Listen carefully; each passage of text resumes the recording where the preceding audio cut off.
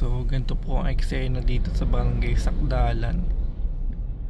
Kala nyo po traffic kasi mabagal ang usad.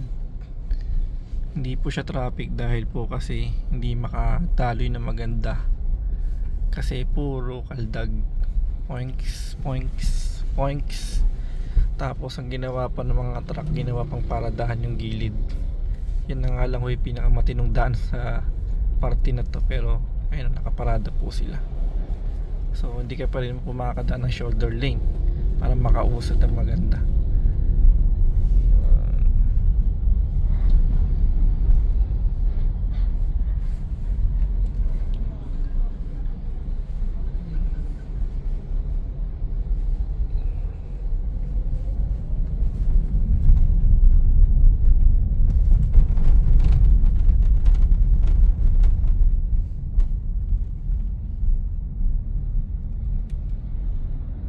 Yan, tapos yung iba iniiwasan nila yung bako. So dadaan sila yung shoulder lane.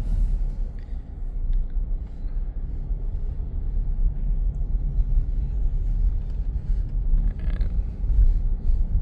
So ganito talaga mangyari pagka yung daan bako-bako, lubak.